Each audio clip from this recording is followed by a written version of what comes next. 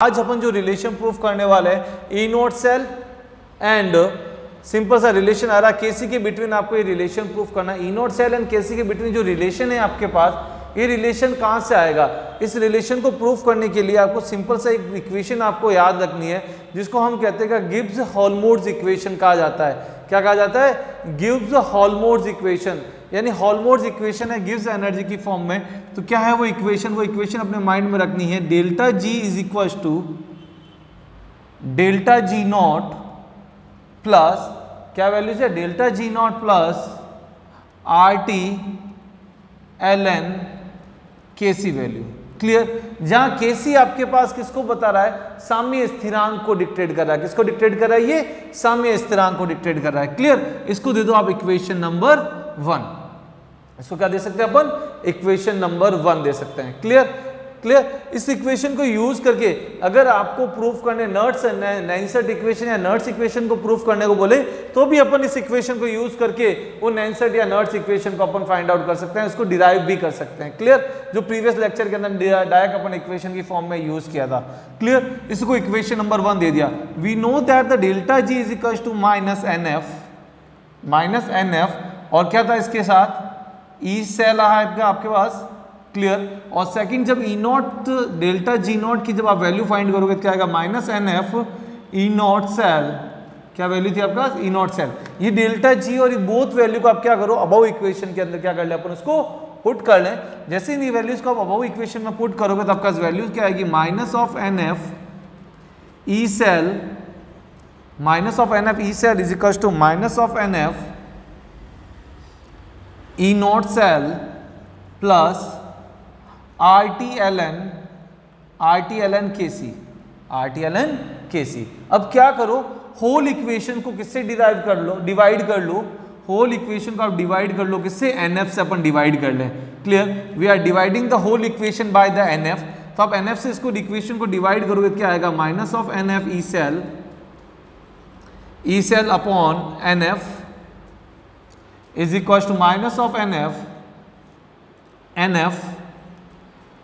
E naught cell plus RT upon NF ln Kc। Clear? NF से NF all NF की values change हो गई और अब क्या करूं? माइनस साइन को भी यहां से कॉमन टेक कर लो तो जो माइनस वाले साइन है वो किस में चेंज हो जाएंगे? प्लस की फॉर्म में। और प्लस का साइन जो किस में चेंज हो जाएगा आपके पास? माइनस की फॉर्म में। तो आपके पास क्या आया? E cell equals to E not cell minus R T upon N F L N K C values. और एल एन के सी को अपन जब भी लॉग की फॉर्म में चेंज करते हैं तो we know that we are multiplying with 2.0303 से अपन क्या करते हैं? मल्टीप्लाई करोगे। तो इसको आप इस फॉर्म में भी सीख सकते हो।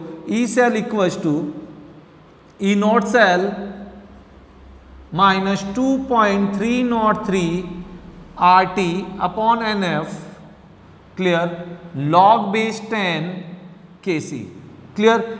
That equation is also called what? Nernst equation, because the Kc is what? साम्य स्थिरांक। और साम्य स्थिरांक को अपन क्या लिख सकते हैं? Product upon reactants. क्लियर? यहाँ प्रोडक्ट अपॉन रिएक्टेंट आपने लिखा तो किसको डिक्टेट करेगा? ये नैनसेट इक्वेशन को डिक्टेट करेगा। क्लियर? और जब आपके पास कंडीशन, जब साम्य स्थिरांक की बात कर रहे हैं तो उस कंडीशन में आपको पता है साम्य अवस्था के अंदर कब कौन सी कंडीशन की बात कर रहा हूं मैं? साम्य अवस्था की बात कर रहा हूं।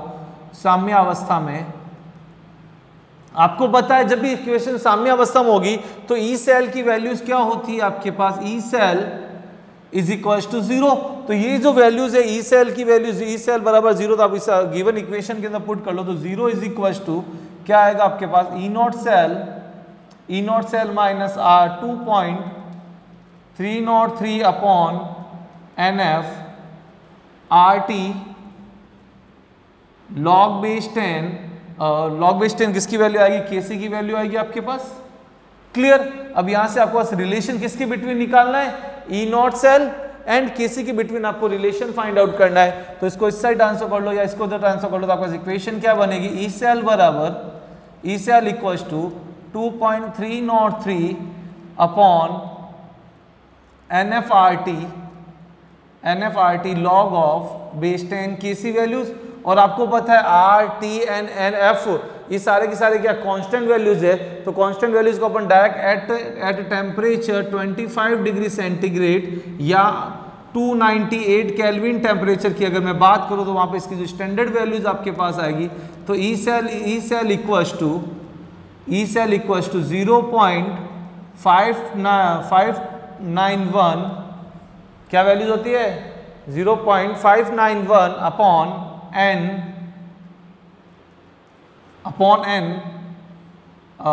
एन आर टी सारी वैल्यू उसके अंदर चली गई और log base 10 of K C value की फॉर्म में आपके पास इक्वेशन आ गई, वैल्यूज आ गई। अब आपको नेट वैल्यूज फाइंड करनी है, नेट रिलेशन फाइंड आउट करना है किसके अंदर फाइंड आउट करना है, इन दोनों के बिटवीन ये रिलेशन फाइंड करना है। तो आपके पास क्या रिलेशन आएगा, ई सेल बराबर 0.095 आएगा। क्या वैल्यू जाएगी यहाँ पे, सॉरी यहाँ पे क्या आएगा आपका 0.0591 upon N log based in K C. Clear, that equation is called what, equilibrium constant की फॉर्म में। केसी क्या है आपका, इक्विलिब्रियम कांस्टेंट है आपके पास, और इस इक्विलिब्रियम कांस्टेंट की फॉर्म में आपके पास, इक्विलिब्रियम कांस्टेंट का मतलब क्या है, साम्य स्थिरांक है, और ये रिलेशन आपको क्या करता है, प्रूव कराता है, सेटिस्फाइड कराता है। क्लियर, आया समझ में आपको।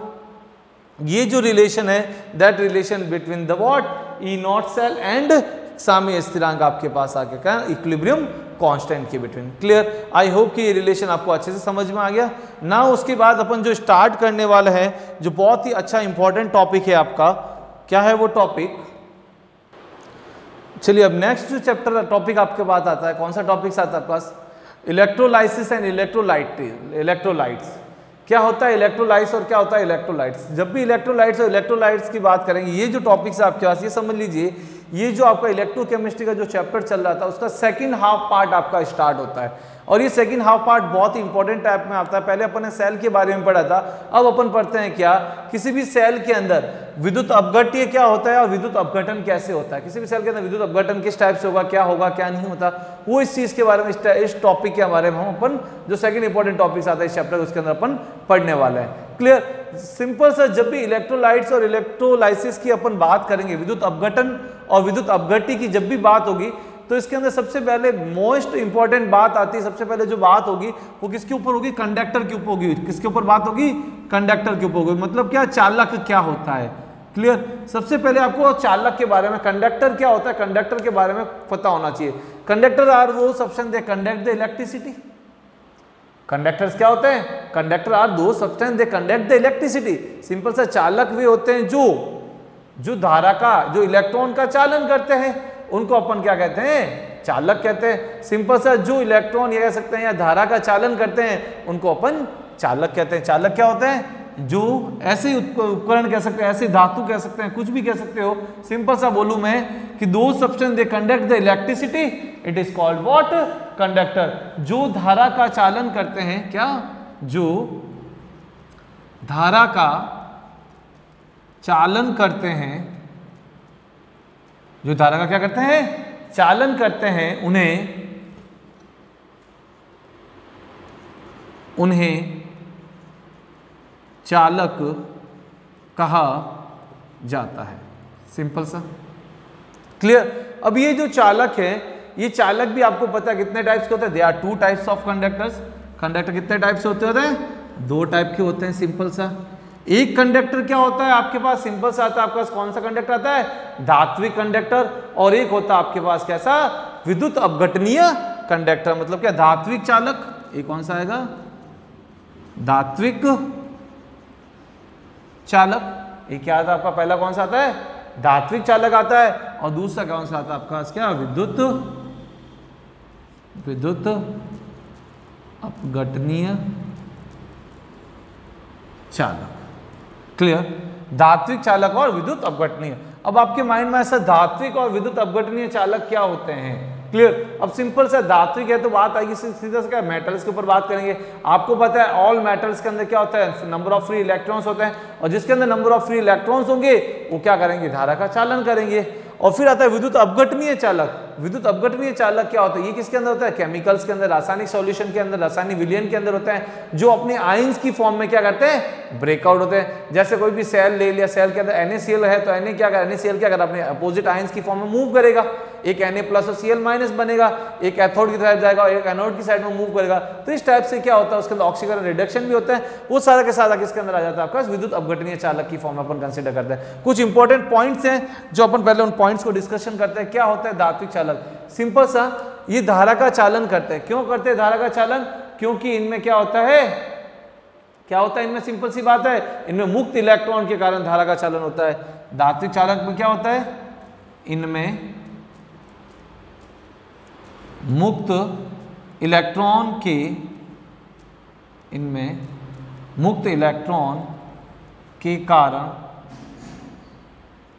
इलेक्ट्रॉन के कारण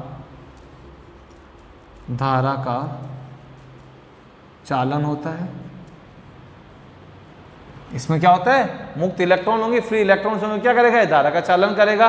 और इसमें क्या होता है, जैसे ही विद्युत धारा आप प्रवाहित करेंगे, इसमें जैसे विद्युत धारा डालेंगे तो ये क्या करेगा, सिंपल सा किसके अंदर, ये जो धारा का चालन करेगा ये किसके कारण करेगा, आयनों के कारण करेगा। सिंपल सा, इसमें धारा का चालन किसके होता है, धारा का चालन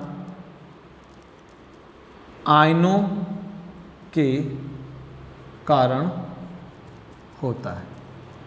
सिंपल सी बात है, विद्युत अपघटनीय चालक होंगे जिसके अंदर क्या होगा, फ्री इलेक्ट्रोलाइट्स होंगे, एक प्लस और एक माइनस की फॉर्म में चेंज होगा तो उसके अंदर क्या करेंगे, बढ़ाएंगे। नेक्स्ट आपके पास होता है, जैसे जैसे किसी भी धातु के अंदर टेम्परेचर का मान बढ़ेगा, मतलब क्या, जब ताप बढ़ाया जाता है तो आपको पता है कि ताप बढ़ेगा तो प्रतिरोध का मान भी क्या होगा, बढ़ेगा। आपको पता है टेम्परेचर और जो रेजिस्टेंस है वो क्या होता है, डायरेक्टली प्रोपोर्शनल। जैसे जैसे ताप बढ़ेगा वहां प्रतिरोध का मान भी क्या होगा, बढ़ेगा। अगर ताप बढ़ रहा है, प्रतिरोध बढ़ रहा है आपके पास, तो चालकता के ऊपर क्या इफेक्ट आता है, तो उस कंडीशन में जो चालकता है वो आपकी क्या होती है, घटती है। सिंपल सा, क्या, ताप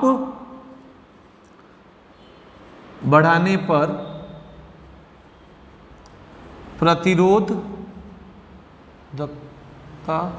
प्रतिरोधकता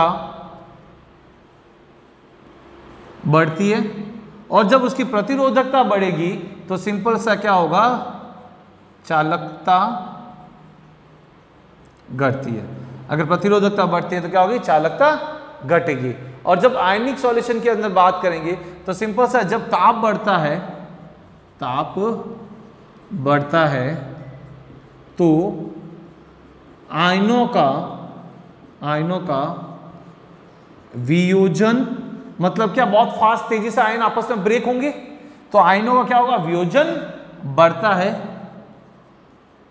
आयनों का वियोजन बढ़ता है, तो जब आयनों का वियोजन बढ़ेगा तो सिंपल सी बात है, क्या, चालकता का मान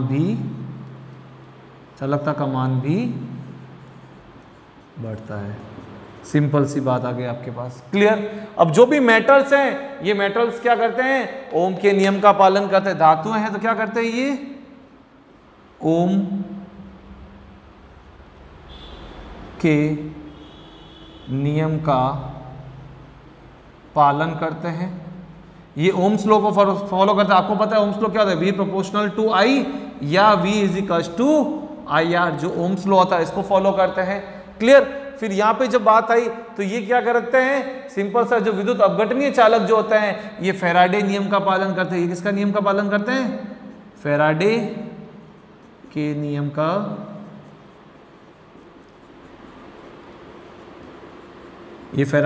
का पालन करते हैं, क्लियर। फिर इसके बाद एक और इंपॉर्टेंट बात आती है, जैसे ही जब इसमें धारा प्रवाहित की जाती है तो इनमें किसी भी प्रकार की रासायनिक परिवर्तन नहीं होता, ना फिजिकल चेंज आता है ना ही केमिकल चेंज आता है। तो सिंपल सा क्या होगा, धारा प्रवाहित करने पर रासायनिक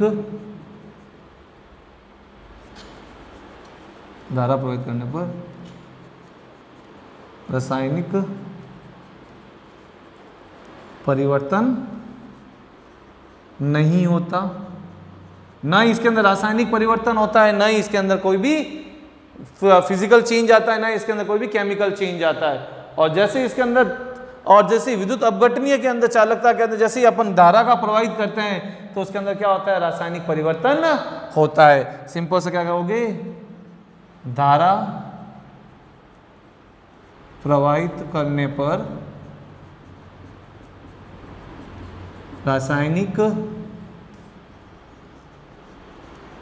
परिवर्तन होता है। जैसे इसके अंदर धारा प्रवाहित करोगे तो आपके पास क्या आएगा, सिंपल सा केमिकल चेंजेस आपको देखने को मिलता है। ये है आपके पास चालकता के अंदर डिफरेंस आ गया। क्लियर ना। अब अपन पढ़ते हैं किसके बारे में पढ़ते हैं, विद्युत अपघट्य क्या होते हैं। क्लियर। चलिए अब हम पढ़ते हैं विद्युत अपघट्य। विद्युत अपघट्य सिंपल सा इलेक्ट्रोलाइट्स होता क्या है, क्या होता है इलेक्ट्रोलाइट। जब भी इलेक्ट्रोलाइट्स की बात होती है तो सिंपल से इजीएस्ट डेफिनेशन आती है। क्या डेफिनेशन आती है, वे पदार्थ जिनमें सिंपल सा इलेक्ट्रोलाइसिस होगा किसके अंदर, आयनिक यौगिकों के अंदर होगा। यानी वे पदार्थ जिनमें धारा प्रवाहित करने पर, जैसे इसके अंदर इलेक्ट्रॉन्स के अंदर धारा प्रवाहित करोगे तो धारा का प्रवाह होने पर विपरीत आवेशित इलेक्ट्रोड जो हैं, विपरीत आवेशित आयन जो हैं आपस में क्या करेंगे, क्रॉस के अंदर मूव करना स्टार्ट करेंगे।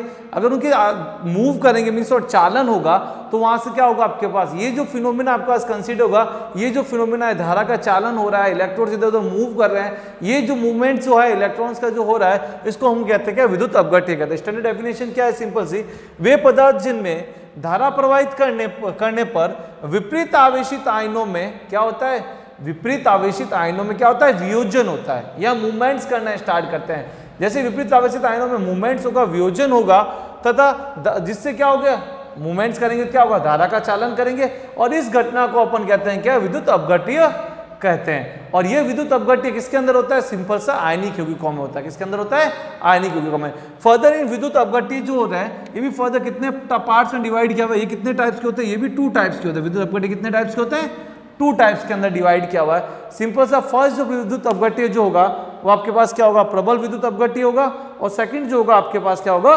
दुर्बल विद्युत अपघट्य की फॉर्म में अपन उसको कंसीडर करेंगे। क्लियर। चलिए प्रबल विद्युत अपघट्य, सिंपल सा प्रबल विद्युत अपघट्य कौन से होंगे, सिंपल सा यहां लिखेंगे अपन क्या, प्रबल विद्युत अपघट्य, और ये है आपके पास सेकंड क्या, दुर्बल विद्युत अपघट्य। क्लियर। प्रबल विद्युत अपघट्य और दुर्बल विद्युत अपघट्य। सिंपल सा प्रबल विद्युत अपघट्य क्या होते हैं, किनको बोलते हैं, सिंपल सी फर्स्ट इसके अंदर जिनके अंदर 100% 100% क्या होता है, जितने भी यौगिक है वो क्या होते हैं, आयनित होते हैं। किसके अंदर 100% क्या होता है, इसके अंदर आयनित होते हैं। क्लियर। संपूर्ण आपने आयन की फॉर्म में क्या हो जाते हैं, ये पूर्ण रूप से क्या होते हैं, आयनित होते हैं। क्लियर। जिससे ही सॉल्यूशन में डाला और अपने कंप्लीट आयंस की फॉर्म में क्या हो जाता है, ये चेंज हो जाता है। उनको बोला प्रबल विद्युत अपघट्य। और दुर्बल विद्युत अपघट्य जो होता है क्या होता है, पूर्णतः आयनित नहीं होते। क्या नहीं होते, ये पूर्णतः आयनित नहीं होते हैं। सिंपल सा।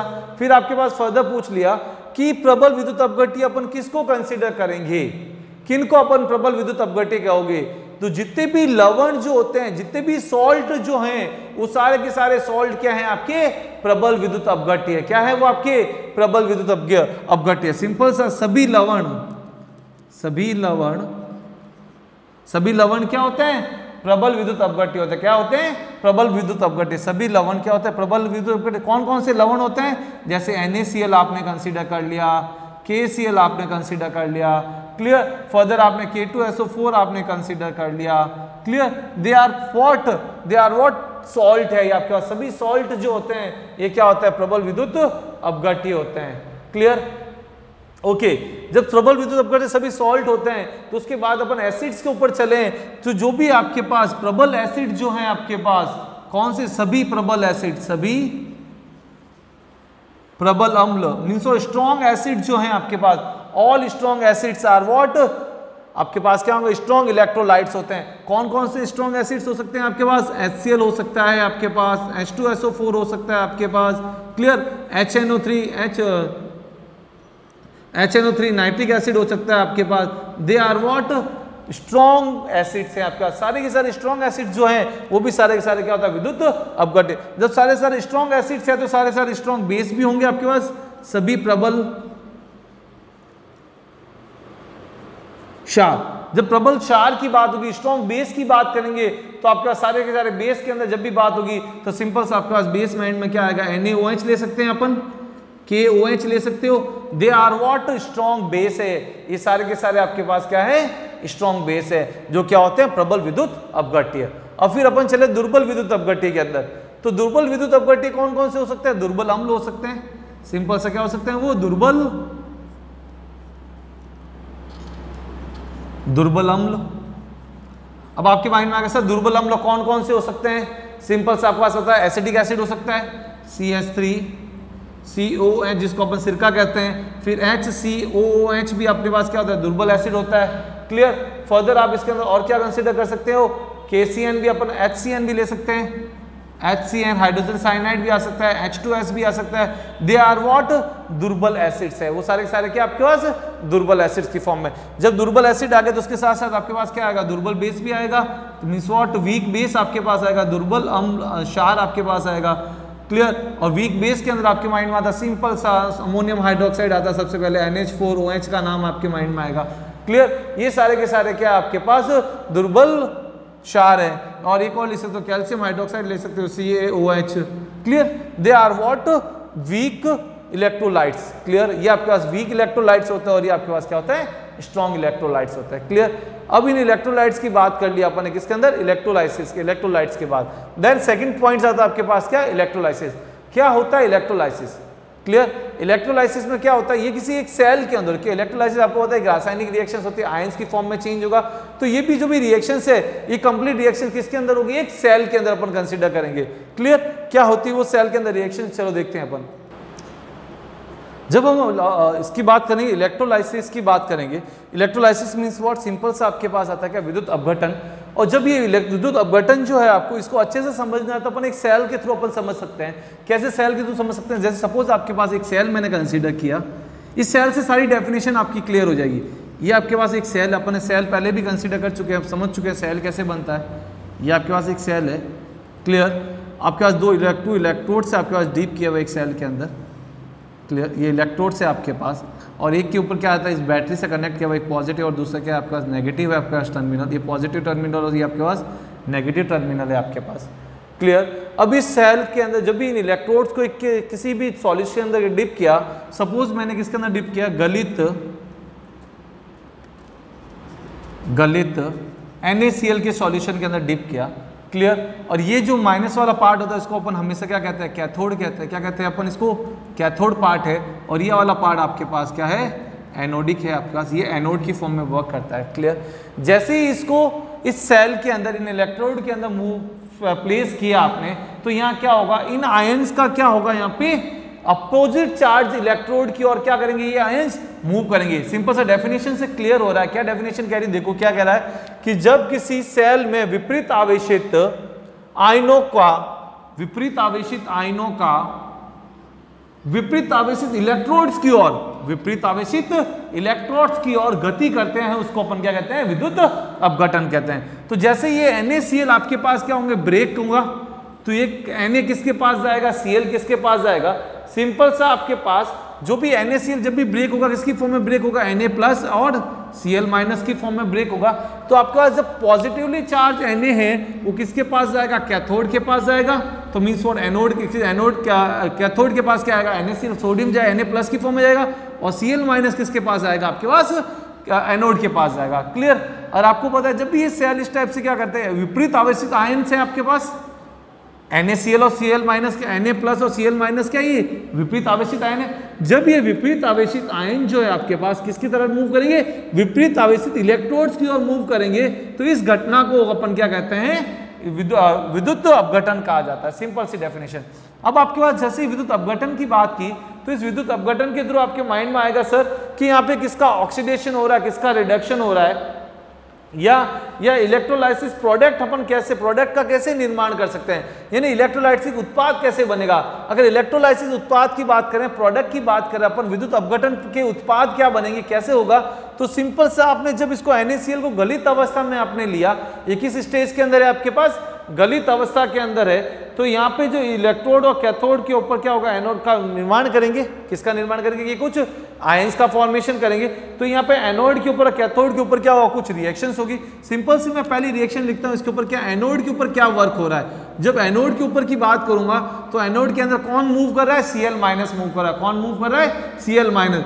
जब ये Cl माइनस क्या कर रहा है, एनोड है, एनोड के ऊपर आपको पता है क्या होता है, सिंपल सा ऑक्सीडेशन होता है। एनोड के ऊपर क्या होता है आपका, ऑक्सीकरण होता है। सिंपल सा यहाँ क्या होगा, ऑक्सीकरण होगा। जब भी यहाँ पे ऑक्सीकरण होगा, ऑक्सीडेशन होगा, तो यहाँ क्या होता है, इलेक्ट्रॉन का क्या होता है, ये इलेक्ट्रॉन को क्या करते हैं, त्यागते हैं, इलेक्ट्रॉन को डोनेट करेगा।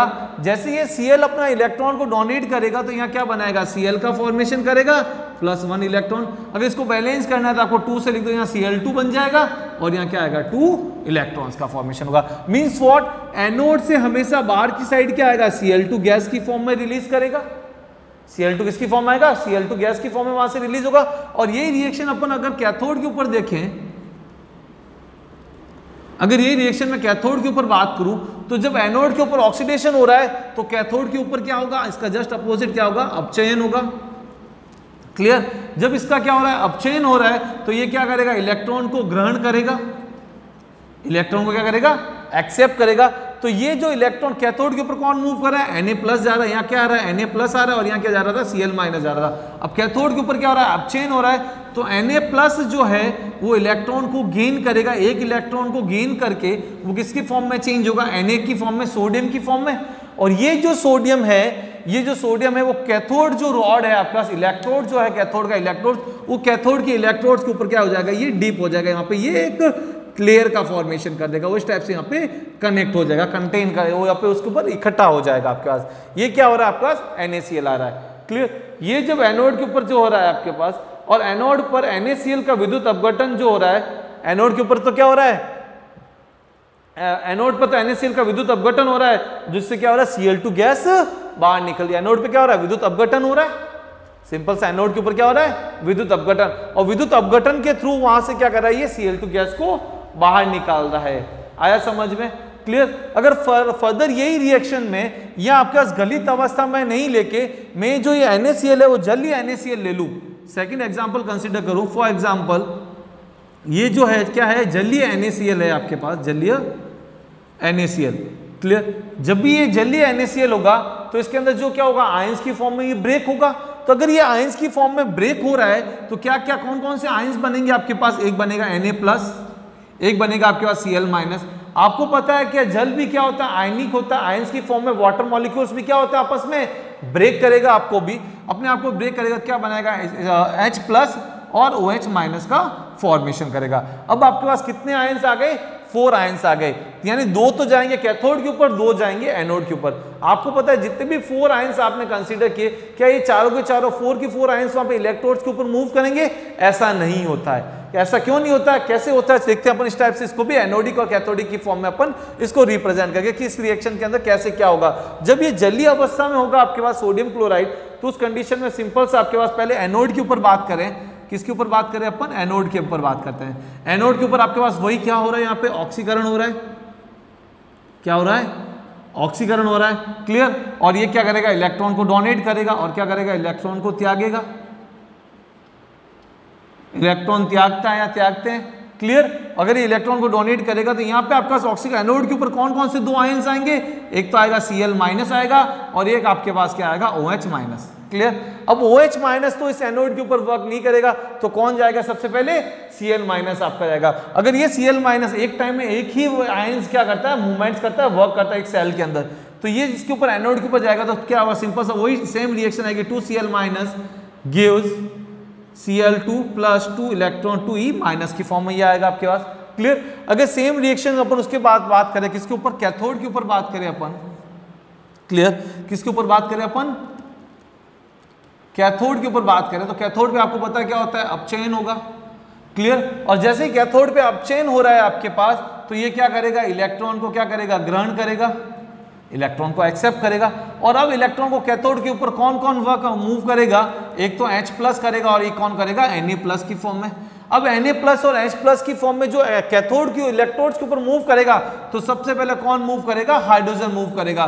तो वहां क्या बनेगा, H+ क्या करेगा, 1 इलेक्ट्रॉन को एक्सेप्ट करके क्या बनाएगा, ये आपके पास, ये क्या करेगा आपके पास H बनाएगा। यहाँ H2 का फॉर्मेशन करना है तो आप क्या कर दो, 2 इलेक्ट्रॉन यहाँ पे भी क्या कर लो, 2 से इसको मल्टीप्लाई करेगा, 2H+ 2 इलेक्ट्रॉन्स गिव्स H2 का फॉर्मेशन हो रहा है। क्लियर। ये जो हाइड्रोजन है, अब वो हाइड्रोजन कहाँ आ जाएगा आपके पास, एनोड के ऊपर आ जाएगा। क्लियर। ये इस टाइप से क्या होता है आपके पास, ये रिएक्शंस आपके पास फॉलो होती है किसके अंदर, विद्युत अपघटन के अंदर। क्लियर। अब जो नेक्स्ट अपना जो नेक्स्ट लेक्चर जो आएगा अपना, उस नेक्स्ट लेक्चर के अंदर पर पढ़ेंगे product of the electrolysis. Electrolysis के प्रोडक्ट कैसे बनते हैं, क्या होता है इलेक्ट्रोलाइसिस के प्रोडक्ट्स को अपन किस टाइप से वर्कआउट करेंगे, कैसे उसको फॉर्म किया जाता है, इलेक्ट्रोलाइसिस प्रोडक्ट्स कितने टाइप्स के होते हैं और क्या सब कुछ होता है। आई होप कि आपको ये टॉपिक्स बहुत अच्छे से समझ में आया। इस टॉपिक के अंदर अपन ने दो टॉपिक्स के ऊपर बात की थी अपन ने। फर्स्ट एक रिलेशन प्रूफ किया था और सेकंड आपके पास क्या है, electrolysis and electrolytes. Clear. Thank you guys.